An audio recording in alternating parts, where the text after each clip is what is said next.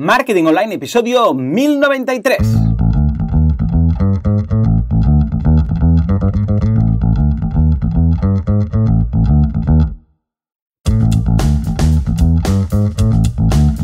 Muy buenos días a todo el mundo y bienvenidos un día más, una jornada más, un miércoles más a Marketing Online, el programa, el podcast, en el que hablamos de todos esos conceptos, técnicas, estrategias y noticias del marketing digital, del marketing en internet, del marketing 2.0, del inbound marketing, del marketing de redes, del marketing de da igual, llamadle como queráis. Esto es Marketing Online. Hoy episodio 1093 del miércoles 18 de julio del 2018. Mira, 218 es hoy. Día que vamos a dedicar a Nelson Mandela. ¿Por qué? Porque hoy es el Día Internacional de Nelson Mandela. O sea que desde aquí un abrazo, esté donde esté ya, bueno, seguramente se ha ganado el cielo varias veces, pero a este gran icono en la historia del mundo, sobre todo en África, que bueno, de hecho fue presidente de África, fue presidente, no sé, pues 5 o 6 años, pero vamos, ha pasado la historia. Desde aquí apoyamos y siempre apoyaremos la igualdad entre todas las personas, ¿eh? O sea que, sin importar sexo, raza, color, religión o equipo de fútbol, todos somos iguales, deberíamos tener los mismos derechos, o sea que desde aquí un apoyo a todos. En fin, hoy un programa muy interesante, ¿eh? ¿Por qué? Porque vamos a volver con un caso, el último, antes de la edición de verano, ¿eh? Un caso muy entrañable, ya veréis, pero antes, como siempre, boluda.com, cursos de marketing online, desarrollo web y todo lo que necesitáis para vuestro negocio online. Ya sabéis que esta semana estamos con el curso de Stripe, ¿eh? El curso de introducción a Stripe, en el cual estamos viendo todo lo que hacer a través del panel de control. Y hoy en la clase de la mañana veremos los clientes, cómo gestionar clientes. De hecho, Stripe puede ser un poco un CRM, a ver, limitado, pero puede servir de CRM, y a través del panel de control veremos cómo abrir ficha cliente, cómo modificar, cómo añadir notas, cómo añadir metainformación. Es una pasada. Y luego tenemos Radar. Radar es el sistema que tiene Stripe para detectar el fraude. Si hay alguna tarjeta robada, si hay alguna tarjeta, yo sé, sospechosa. Imaginémonos que alguien, yo sé, de Italia compra con una tarjeta de Rusia y con una IP, yo sé, británica, y dices, uy, aquí hay algo sospechoso. Que puede ser, ¿eh? Un italiano que tenga, yo que sé, que esté casado con una rusa y esté pasando las vacaciones en Reino Unido. Pero todas estas cosas o bien las bloquea o bien nos avisa para que las bloqueemos o para que devolvamos ese importe y hagamos caso omiso de esa compra, ¿eh? Que a veces es la mejor opción. En fin, pues nada, echadle un vistazo que está estupendo. Y ahora sí, nos vamos al caso. De hecho, es el último caso, como digo, antes del verano y lo resolveremos la semana que viene, justo antes de irnos de vacaciones. Bueno, si es que se puede llamar vacaciones, hacer el podcast igualmente, una versión más corta, ya sabéis de qué va, ¿eh? Y cada día una herramienta. En fin, venga, nos vamos al caso. De hecho, ya oigo por ahí al señor Son, Perry May Son. Escuchemos, ¿qué nos trae hoy? El caso del gerente sin ánimo de lucro.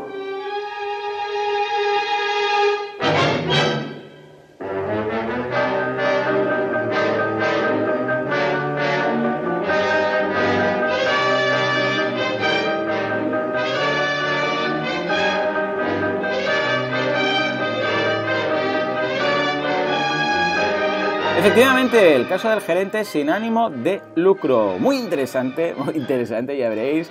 Os cuento un poco, es un caso breve, pero es un poco distinto. Es un caso un poco distinto y así, pero ya va bien, porque estas cosas llegan. O sea, nadie dice que todos los clientes os tengan que venir con el mismo tema. Esto lo comentaba en el curso de consultor. Si echáis un vistazo al curso de consultor veréis un poco a qué me refiero, ¿no? Cada cliente viene con unas ideas, con unas concepciones, con unos datos, y tú a partir de ahí tienes que entender qué es lo que necesita, ¿no? Pues ya veréis.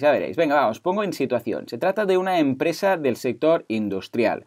Todo lo que tiene que ver con compra y venta de máquinas, utillajes, consumibles, etc., ¿eh? Bueno, el producto es muy mecánico, es un tema que no es muy apasionante, pero bueno, os cuento de qué va, porque no tiene nada que ver con el marketing online ni nada, ¿no? Bueno, pues es un solo socio, es una SL de un solo socio, que es el gerente, que es el fundador, que es el CEO, que es el directivo número 1, o sea, es todo.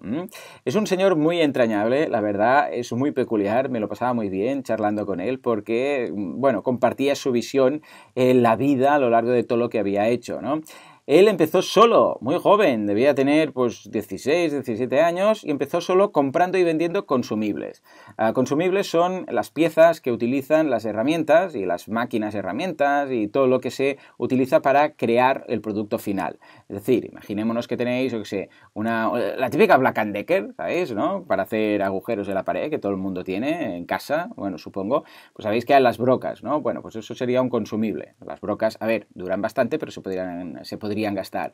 O, por ejemplo, una impresora, un consumible sería la tinta, una impresora 3D sería ese polvillo que utilizan, o ese hilo a veces. En una máquina herramienta, por ejemplo, si es de corte por hilo, todo esto lo sé porque mi padre se dedica a ello, ¿eh? No, más que nada. Pues bueno, hay un hilo que se gasta y es un consumible, ¿no? Pues bueno, empezó con esto. ¿Por qué empezó con esto? Bueno, básicamente porque era lo que podía comprar. O sea, él siempre ha comprado y ha vendido. Dice, comprarás y venderás, pero nunca producirás. Él me decía, ¿no?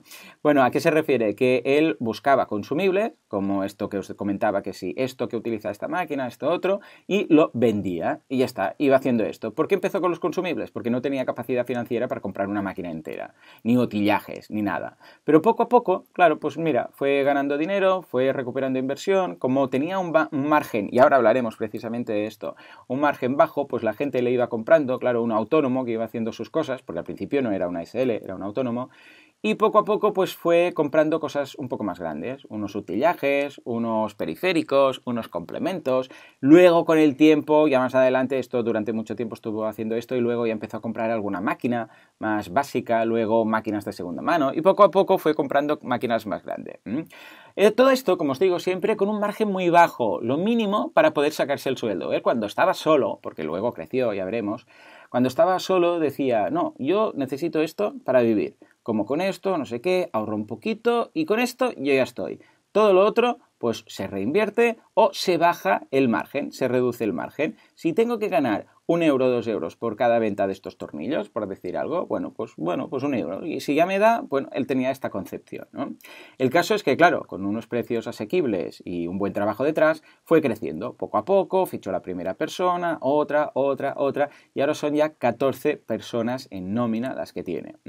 Hasta aquí muy bien. Bueno, como os podéis imaginar, una empresa muy familiar y una curiosidad, bueno, supongo que ya os la imaginaréis por lo que os estoy diciendo, es que nunca han tenido beneficios. O sea, nunca han tenido beneficios. ¿Cómo se entiende esto? Claro, tú puedes crecer como empresa, pero nunca tener beneficios. ¿Por qué? Porque al final todo se reinvertía o se mejoraba o incluso se aumentaban sueldos. Bueno, no era un aumento de sueldo, era como unos extras, como un beneficio, ¿no? Cuando se veía que al final del año iba muy bien todo, pues se aumentaban a través de unos beneficios y para que fiscalmente todo fuera correcto, pues se pagaba un poco más a los trabajadores.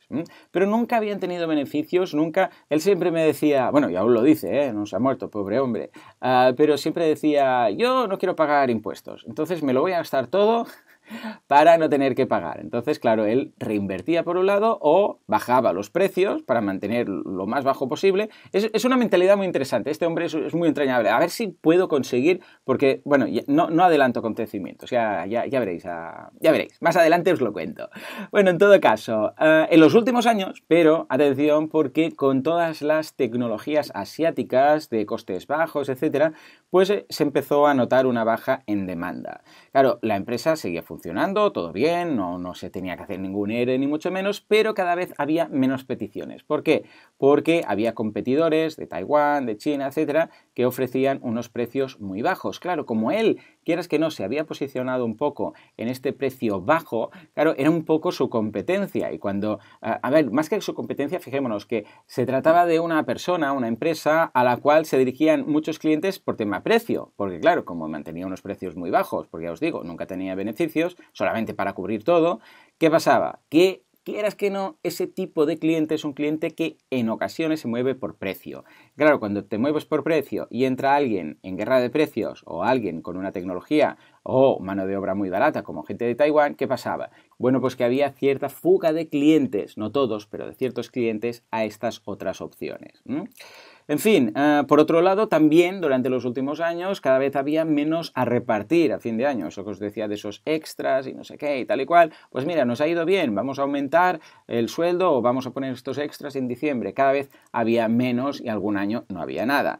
Y cada vez había menos reinversión. Porque claro, Si no hay beneficios, bueno, es que no eran beneficios como tal. Si no hay margen, no se puede reinvertir. Bueno, a ver, el tema no estaba mal, o sea, iba funcionando, pero se notaba un cierto declive. Si tú miras los gráficos de ventas y de facturación, ves que fue aumentando, estaba estable, pero en los últimos años, 3-4 años, veías que iba un poco a menos. Bueno, esto se podía solucionar pues reinvirtiendo menos y repartiendo menos a final de año. Pero ya empezaba a ser un poco, ojo, alarma.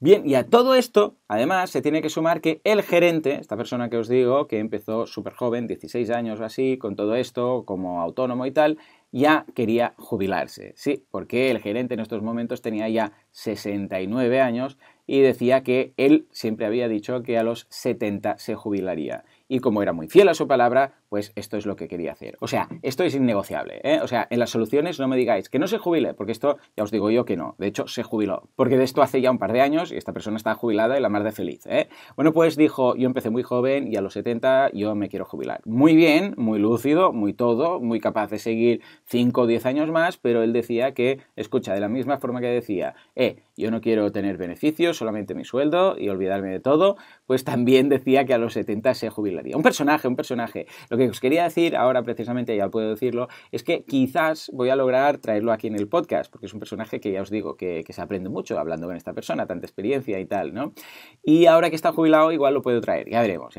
En todo caso, esta persona me contacta, vamos a llamarle Antonio, se llama Antonio, pero para hacernos la idea, y Antonio me dice, Joan, escucha, mira, esta es la situación, ¿no? Esto es lo que hay y yo me quiero jubilar. Entonces, posibilidades que hay ante esto. La primera y la que él tenía en mente era cerrar la empresa. Claro, él siempre había pensado en jubilarse, pero es que él, al principio de todo, claro, pensaba que estaría solo, que sería autónomo. Nunca hubiera pensado que acabaría fichando a 14 personas. Entonces, claro, lo que tenía él en mente de toda la vida era cerrar. Pues da igual, así como he abierto, cierro y ahora me dedico a estar con mi mujer y viajar un poco y vivir la vida, que le quedan muchos años por delante. Lo que pasa es que, claro, en estos momentos le da cierta pena, porque, claro, todas las personas que tiene detrás, todo lo que ha montado, el engorro también que supone cerrar una empresa, porque no es tan fácil cerrar una empresa que no tiene pérdidas hace bastantes ejercicios y dices, bueno, vamos a tener que hacer un ERE aquí, ahora esto, lo otro. Además, los puestos de trabajo perdidos, como os digo, esto es una empresa muy familiar, entonces se conocen mucho, son como una pequeña familia. Entonces, cuando digo familiar, realmente me refiero a esto, que se conocen entre todos, hace mucho que están. Claro, esto empezó hace más de 50 años. Hacía unos años, cuando me contactó, habían celebrado los 50 años de empresa y tal, ¿no? Entonces, claro, es una pena, claro, y esto choca contra lo que él tenía pensado. Entonces, como digo, me contacta y me dice, a ver, Joan, este es el panorama. Como veis, la empresa, bueno, funciona, sí, no tiene beneficios, no tiene pérdidas, siempre hemos trabajado así, pero fíjate que cada vez estamos vendiendo menos, va poco a poco, no es un declive total, pero vemos que hay una tendencia y uno de los problemas es que tampoco hay un sucesor. O sea, tampoco hay una persona que digas, mira, es que esta persona, ¡pam!, dice, claro, yo aquí seguramente he fallado, porque debería haber buscado a alguien que tomara el relevo y tal y cual, y entonces yo despreocuparme. Pero no, había personas, pero cada una se dedicaba a lo suyo. Había una persona que era un comercial, había una persona que era un técnico, había una persona que tal, y no había nadie que digas, bueno, uno de facturación, un contable, porque es de esas empresas que la contabilidad la llevan ellos, no se externaliza. Y claro, no había nadie que digas, es que esta persona tiene los conocimientos y tiene todo, porque era bastante dependiente de todo, iba un poco al entorno de esta persona. Por eso, de hecho, no creció más la empresa, porque dependía todo de él. Ya os digo, un personaje. En todo caso, vamos a hacer un poco de DAFO, ¿vale? Para ubicaros. Para empezar, fortalezas. Bien, para empezar, la experiencia. Este hombre sabe mucho, tiene mucha experiencia en este sector. Por otro lado, los contactos.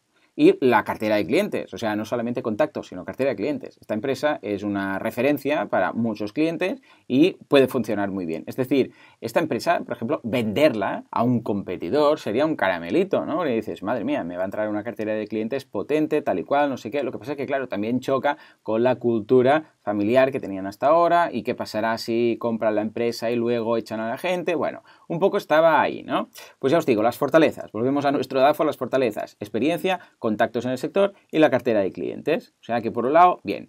Por otro lado, debilidades. Claro, lo que os decía antes, este poco margen siempre se ha posicionado precisamente por eso. Había productos que prácticamente vendía a precio de coste. ¿Por qué? Porque él decía que no quería beneficios, que simplemente quería sacarse el sueldo y pagar los sueldos de las personas que trabajaban para él. Y ya está. Y simplemente y esto lo tenía con el de marketing, lo tenía frito, porque claro, decía, pero esto se tiene que subir el precio, porque tal y cual, no sé qué, no sé cuántos, y él decía, no, esto estamos perdiendo dinero, no, pues tira para adelante. ¿No quería ganar más? Bueno, ya os digo. En todo caso, esto es una debilidad. ¿Por qué? Porque tampoco, al no haber margen, pensad que tampoco se ha podido hacer cosas como I+D, tampoco se ha podido hacer publicidad, tampoco se ha podido dar a conocer o lanzar otros productos que tal, porque el margen reinvertido, claro, puedes hacer muchas cosas, pero él como renunciaba un poco a esto, pues bueno, la empresa quedaba un poco estancada. Ya os digo, una vez más, se puede salvar todo esto, estábamos a tiempo, con tranquilidad, pero sí que es cierto que, bueno, ahora ¿qué pasa si aumenta márgenes? Porque como su cartera de clientes, como os digo, es bastante sensible al precio y algunos de ellos ya se han ido por el tema de las alternativas asiáticas que hay, claro, ahora si dices, no, vamos a subir precios, claro, puede ser que esto, claro, ¿sabéis como el Mikado, ¿no? Ese juego que tienes que quitar las piezas? Igual dices, bueno, quito esta pieza y se va todo abajo, porque resulta que un incremento de un 10% en precio puede implicar no un 10% de bajas de clientes, sino un 30 o un 40. Entonces, claro, está en ese punto que todo funciona, pero si tocamos algo igual la liamos mucho. O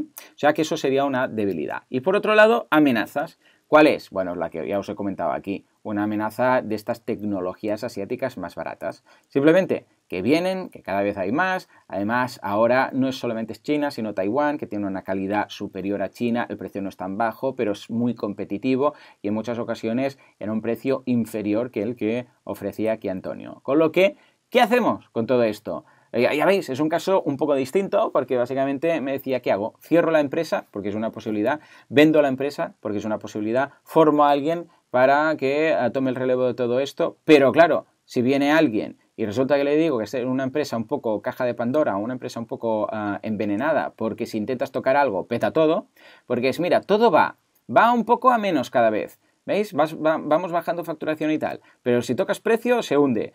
Claro, es un poco varias cosas. Bueno, no os digo más porque entonces daré demasiadas pistas. Pero aquí tenemos que tener en cuenta que hay dos factores clave. Primero, la jubilación y luego esta pequeña crisis de demanda que están teniendo.